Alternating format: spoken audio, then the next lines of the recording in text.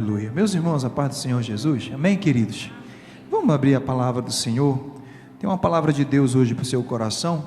Quero que coloque no telão aí para a gente, Mateus, capítulo 16, verso 13. E nós estamos numa série de mensagens aqui, na contramão do mundo, em todas as áreas. Já falamos da família, da mordomia.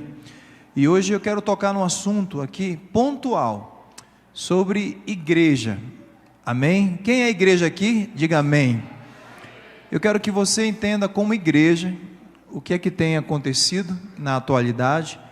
Eu quero, você que me acompanha em qualquer lugar do Brasil, tenho amigos na Argentina assistindo, ovelhas nossas lá, quero que você anote o que Deus tem nessa noite aos nossos corações. E logo após nós estaremos fazendo o culto de ação de graça. Mas peço que, mamãe, segure a criança, evite de andar na igreja.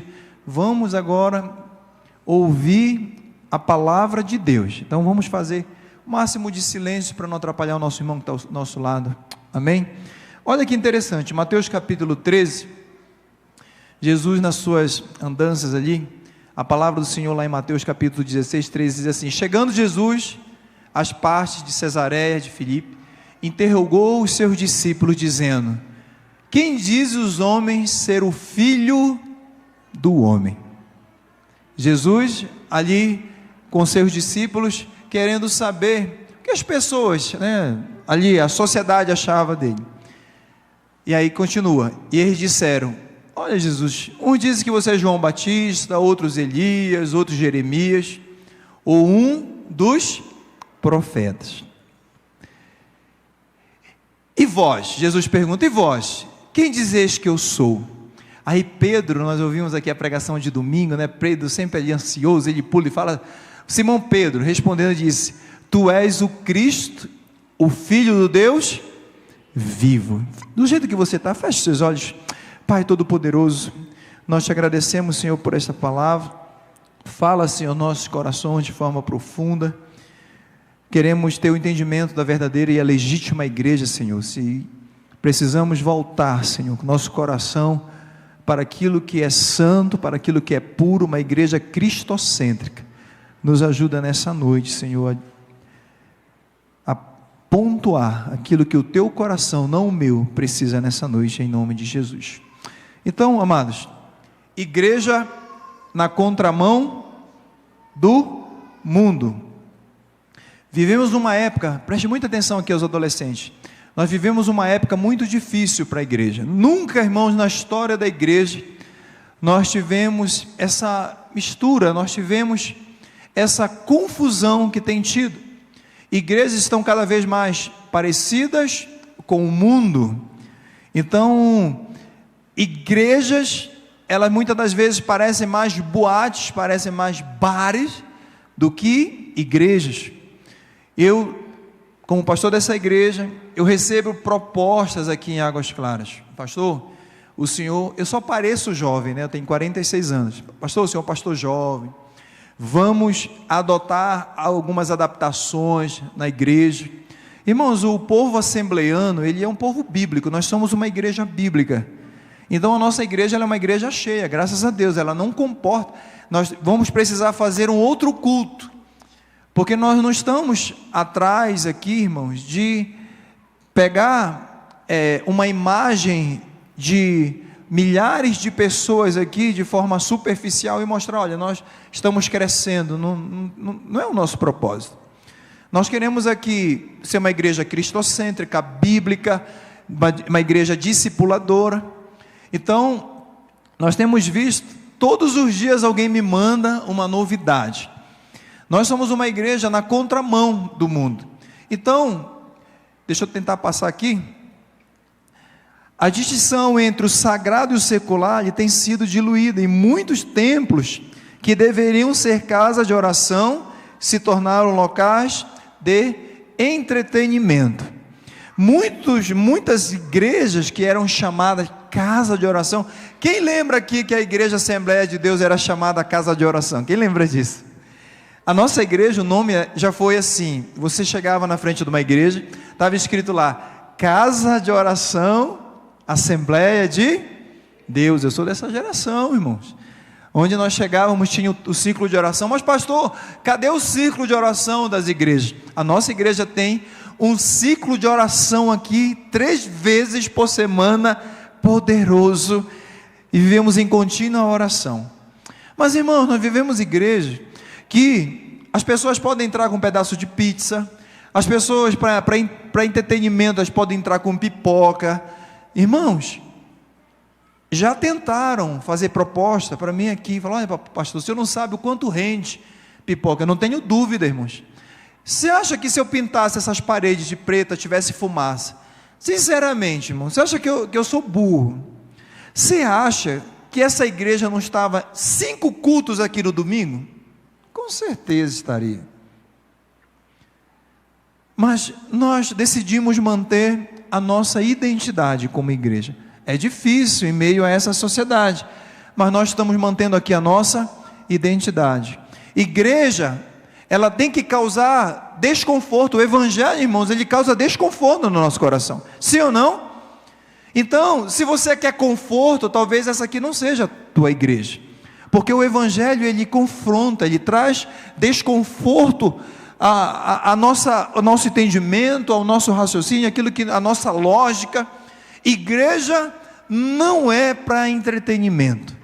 Igreja, ela vai nos confrontar, a palavra de Deus vai nos corrigir, a palavra de Deus vai nos exortar. Então, o que é uma igreja verdadeira? A palavra igreja, no original, ela significa, então a igreja, ela é chamada para fora. Só isso aqui, irmão, já me diz muitas coisas. Só isso aqui já me diz que nós temos que andar na contramão do mundo. Se o mundo ele faz a sua boate com fumaça, com bebida, pastor, mas as igrejas elas estão colocando bebida sem álcool, não interessa. Você está namorando, você está flertando com coisas do mundo. Pastor, mas um vinho, irmão, você tem deixado então o seu marido voltar à prática do vinho? A prática da cerveja é só uma cervejinha e vai diminuindo para ficar mais encantado. Mas é só um vinhozinho. Você está deixando os seus amigos introduzirem dentro do seu lar, sabendo que o teu marido já foi alcoólatra. Você está deixando amigos introduzirem vinhos dentro da sua casa? Pastor, mas não tem nada a ver. Isso chama-se relativizar aquilo que desagrada a Deus. Então nós precisamos ser esse boneco aí que está aparecendo.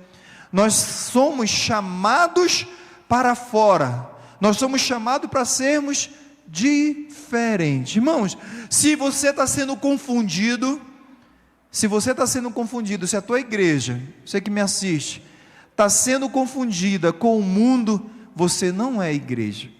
Nós somos chamados para salgar, para ser diferente lá fora. Em meio à multidão, nós somos chamados para fora. E ainda, primeira característica de uma igreja saudável. Irmãos, a primeira característica de uma igreja saudável, ela é fundamentada aonde, irmãos? Uma igreja saudável, ela é fundamentada na palavra de Deus. A Bíblia, a palavra de Deus é a única regra de fé e de prática. Você nunca vai ver eu falando aqui, olha, nós paralelamente acreditamos na literatura de fulana que já faleceu. Nós também trouxemos uma literatura paralela do século XIX. Não. A única regra de fé dessa igreja é a palavra de Deus. Nós somos uma igreja bíblica. É interessante que 2 Timóteo capítulo 3:16, Paulo ele vai dizer algo muito interessante. Ele fala assim: toda a escritura é inspirada por Deus e útil para o ensino, é isso? Para a repreensão, para a correção, para a instrução em justiça. Quando ele fala assim, irmãos, toda a escritura, ele não estava ainda falando do Novo Testamento, o Novo Testamento estava sendo escrito, ele estava falando aqui do Velho Testamento, mas eu posso incluir aqui o Novo Testamento. E quando ele fala toda, irmãos, é toda. Nós não podemos pegar um trecho da escritura e formar uma teologia, formar uma teoria.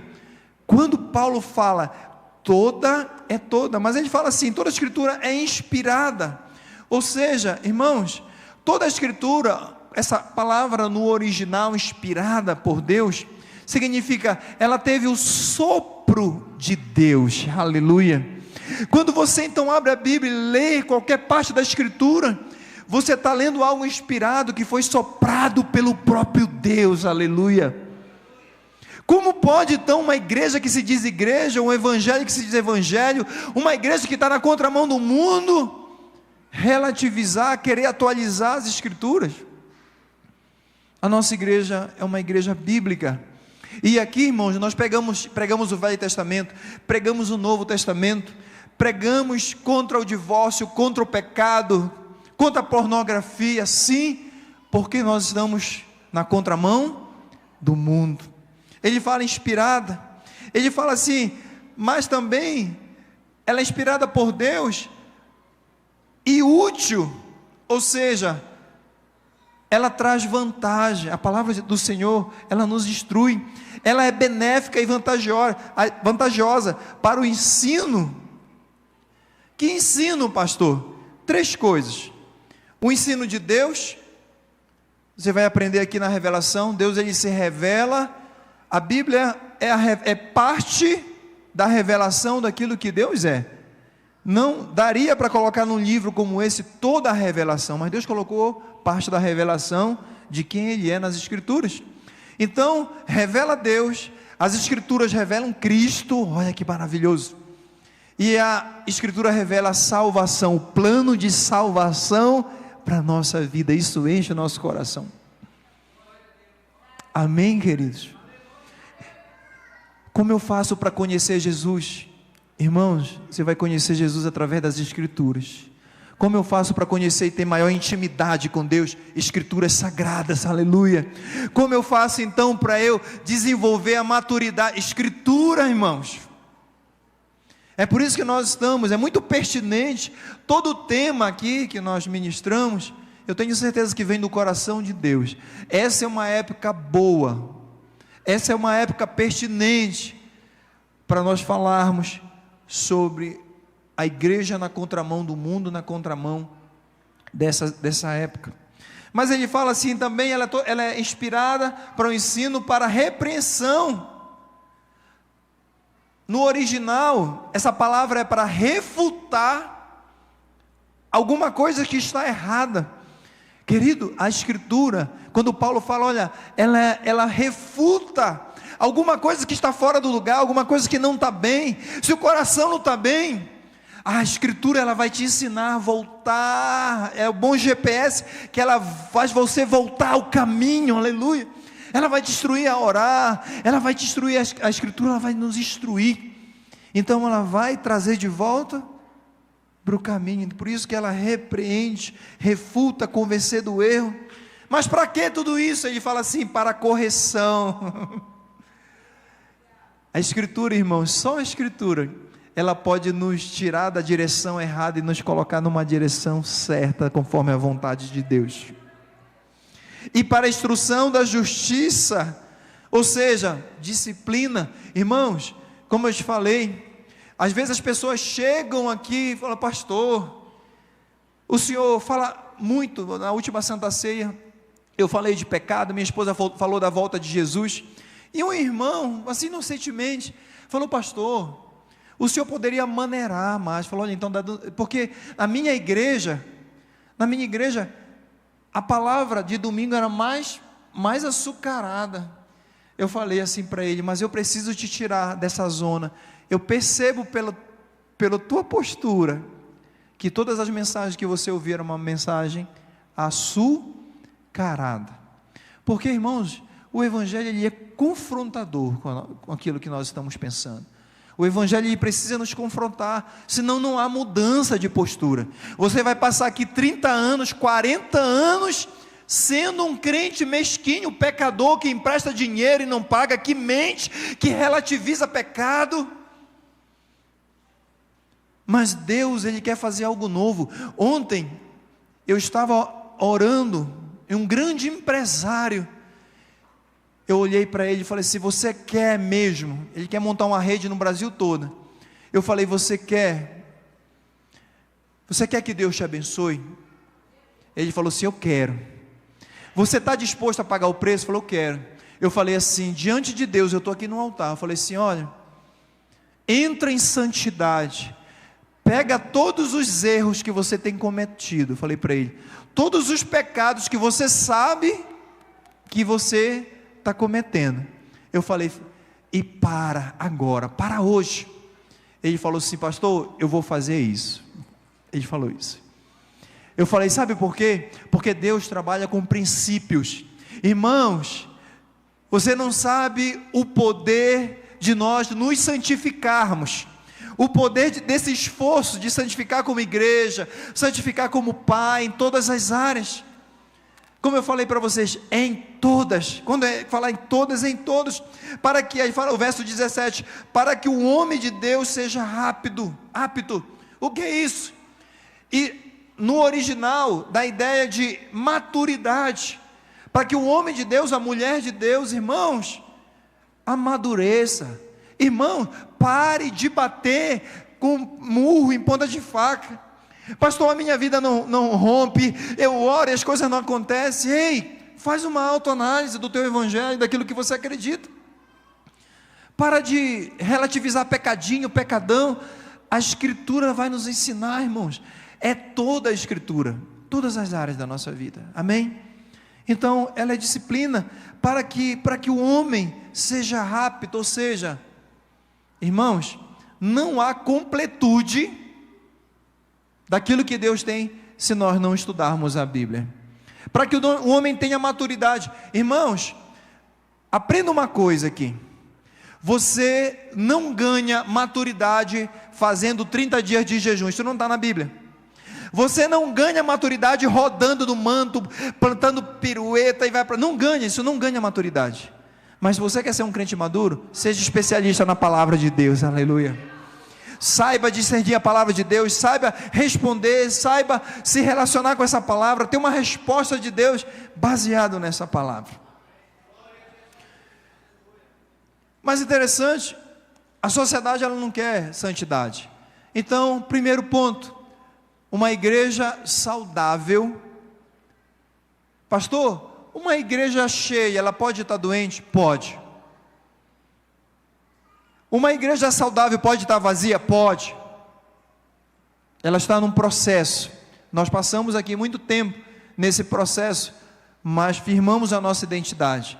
Além dela ser fundamentada na palavra, irmão, desconfie se a sua igreja não é fundamentada na palavra. Desconfie, você que está nos visitando, você que nos assiste. Muitos livros de autoajuda e esquecem da ajuda do alto. Outra coisa, uma igreja saudável é uma igreja comprometida com a santidade. Uma igreja santa, ela precisa ser santa em um mundo corrupto. Irmãos, é interessante a palavra do Senhor lá em 1 Pedro capítulo 1 verso 15, diz assim: mas assim como é santo aquele que os chamou, sejam santos vocês também em tudo o que fizerem, pois está escrito: sejam santos porque eu sou. Qual o padrão de santidade para a igreja? Está aqui na resposta. Jesus, ele é o nosso padrão de santidade. Ser santo é ser separado. Se você não está separado, se você não é diferente, então você faz parte do mundo. Mas pastor, é tão difícil ser separado nessa geração? Não é, irmãos. Eu vou falar algo para você. Vale a pena, viu? Vale a pena. Deus, ele é justo. Faça uma experiência. Eu falei para aquele homem, falei: olha, sexta-feira eu vou te encontrar, se Deus quiser, novamente. E ele ia pegar um avião, ia voltar para fechar negócio. Falei: a partir de hoje, conserte tudo que tem de errado, irmão. E eu falei para ele: em 3 meses, se a tua vida não tiver no caminho totalmente diferente, aí eu deixo de ser pastor. Nós fizemos essa aliança. Falei: trabalhe no processo de santidade. Você não sabe a recompensa desse processo.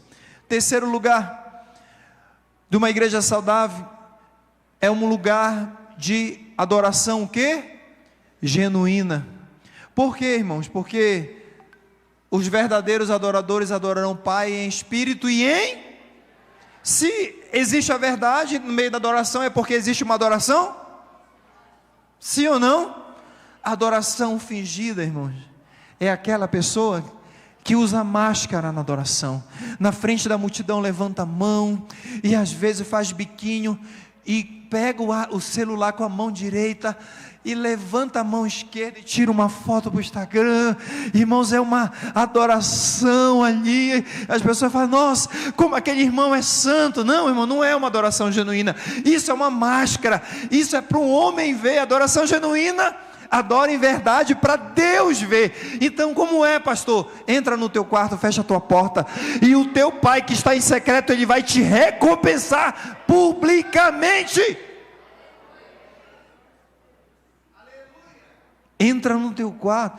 Pastor, eu quero ser recompensado. Irmão, entra no teu quarto, fecha a porta do teu quarto, fecha a porta, porque muitas das vezes nós queremos abrir a porta e fazer que nem Daniel. Existia um contexto para aquele momento ali, mas veio Jesus e trouxe essa orientação: fecha a porta, ora em secreto. Ei, mais um segredo, irmão. Deus está trazendo tantas coisas, mais um segredo para a nossa vida. Trabalhe no secreto, faça adoração, esse tipo de adoração, essa adoração aqui, fingida com máscara, com cera, né? Ela não é sincera, ela é com cera. Está aí a origem da palavra, né? As pessoas, elas pegavam aquelas máscaras, elas passavam um pouquinho de cera quando estava rachada, e aí as pessoas perguntavam, é com cera ou é sem cera? Sem cera. Aí veio a palavra sincera. Então, faça uma adoração ao Senhor no secreto. Eu quero te desafiar, mais uma chave que Deus está nos dando. Eu quero te desafiar, nem a tua esposa vai saber do propósito. Você vai orar junto com ela em momento, mas você vai adorar o Senhor no secreto. Uma igreja saudável, uma família saudável, ela tem uma adoração genuína. Amém, igreja? Uma igreja saudável, ela tem a prática do discipulado verdadeiro, forma discípulos. Irmãos, preste atenção nisso aqui. Igrejas saudáveis que vão na contramão, não é esse tipo aqui. Por isso que eu estou falando da multidão. Irmãos, aqui para nós existe a possibilidade dessas mega empresas, não vou chamar nem de igreja, nós vimos em São Paulo isso, as pessoas comendo pipoca ao teu lado, o outro comendo sanduíche, o outro de bermuda, o outro aqui, o decote, passando ali, as luzes totalmente desligadas. Você acha que essas pessoas estão sendo discipuladas? Porque o discipulado, ele é esse aqui, ó. O discipulado é algo que eu vou falar para vocês. Nós lutamos com esses 500 pessoas que sentam aqui para discipular, para ensinar, para instruir. Olha o que a palavra do Senhor lá em Mateus capítulo 28 diz, algo interessante sobre discipulado, sobre formar discípulo, uma instrução do mestre. Ele fala assim: portanto, vão e façam discípulos de todas as... Façam, diga comigo, façam, formem discípulos. Não quero talvez ver vocês aí trazendo famosos e artistas gospel, e aí você emociona, toca uma bateria, joga uma luz, uma fumaça, e amanhã eles estão lá no bar, na prostituição, na pornografia. Não, para quê?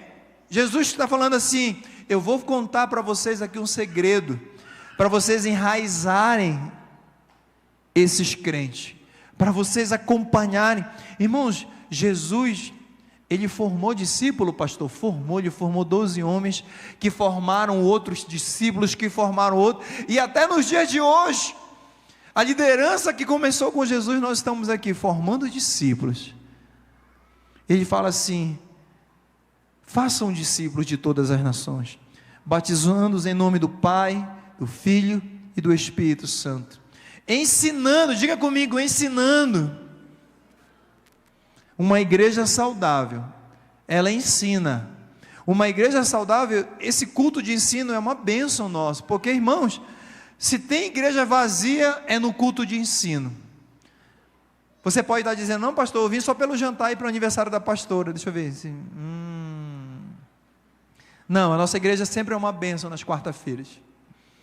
Igreja saudável, família saudável, ela ensina. Uma igreja saudável, ela ensina, ela instrui, não é no livro paralelo, não é uma literatura, ensina o quê? A palavra de Deus, e fala assim, ensinando-os a obedecer a tudo que eu lhes ordenei. Mais uma vez, quer comer escritura? É tudo, é do Gênesis ao Apocalipse, amém, queridos? Então, uma igreja, ela tem a prática do discipulado. Aqui, ó, o casal Márcio e a Keise, eles eram quantos anos de cristãos? Quando chegaram na igreja? Nasceu, ou seja, 60 anos de cristão, o Márcio tinha. Ele nasceu, e ele chegou aqui 4 anos, Márcio, 5 anos mais ou menos, 4 anos, e ele deu o testemunho em Natal. Desse Natal, o Márcio falou algo que me impressionou. Ele falou, olha pastor, eu tantos anos na igreja, e aqui eu conheci a palavra de Deus de forma aprofundada, eu quis me aprofundar, eu tive sede, formou em teologia, a irmã Keisa formou em teologia, irmãos, muitas pessoas de um ano atrás, mesma coisa, elas falam assim, pastor, eu agora estou me aprofundando nas escrituras. Esse crente, irmãos, dificilmente vai pular carnaval, vai se desviar, vai abandonar a esposa, vai querer divorciar, vai para o adultério, dificilmente, porque eu não estou apontando para mim como pastor, eu não estou apontando para a bandeira da igreja, nós apontamos para Cristo, Ele é o modelo de santidade e de perfeição. Mas uma igreja saudável também, irmãos, ela é inegociável em alguns princípios.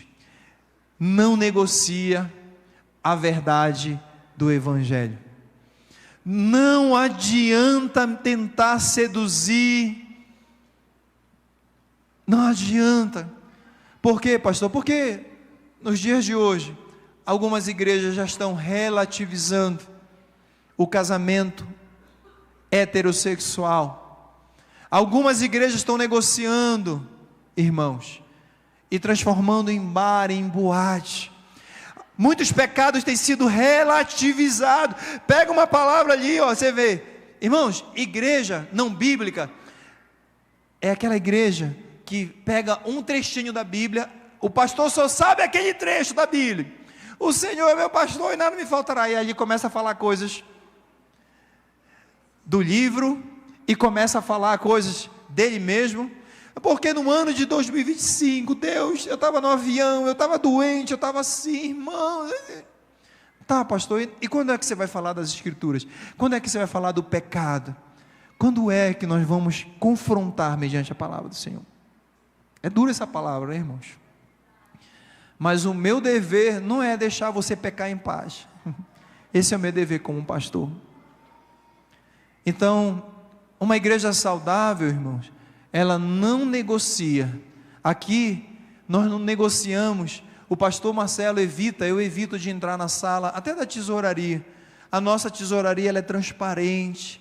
Nós estamos, irmãos, investindo em várias obras. Você vê, uma igreja pequena, é uma igreja de pequeno porte a nossa.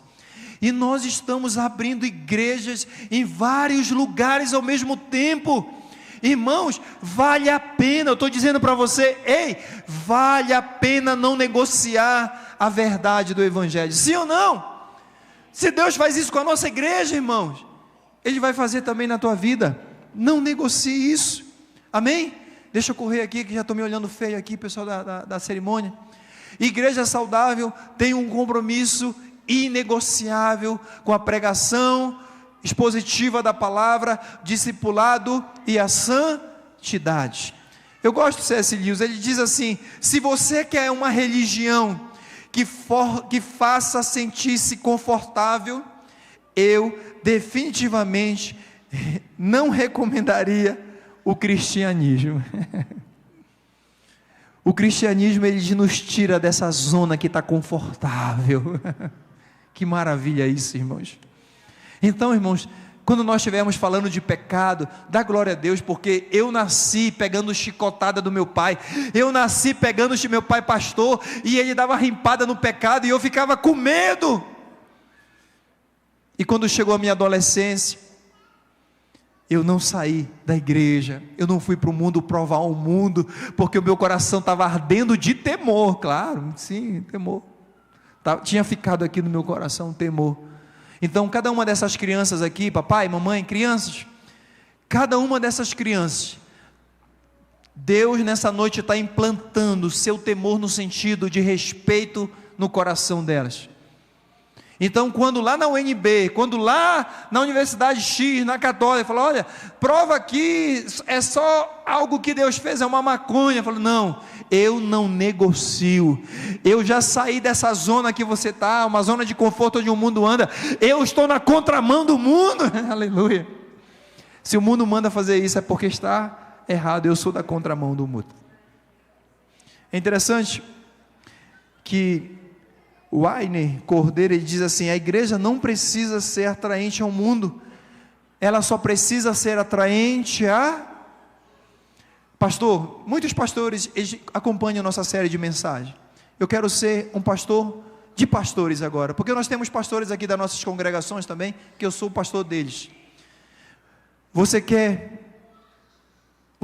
realmente prosperar e ganhar almas? Nós queremos ganhar águas claras para Jesus, estamos fazendo isso.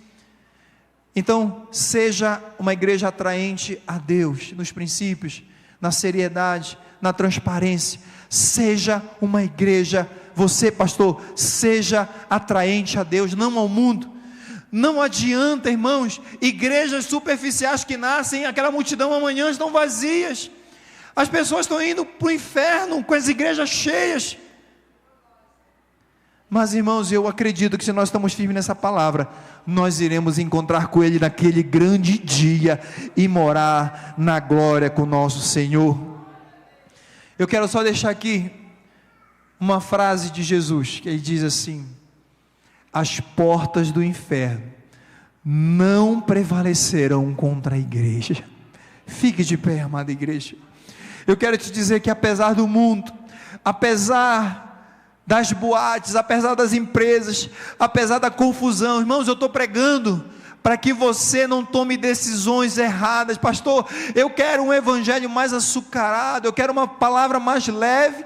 Irmão, você pode ir amanhã para igrejas que oferecem um evangelho coach, um evangelho efêmero ali, passageiro,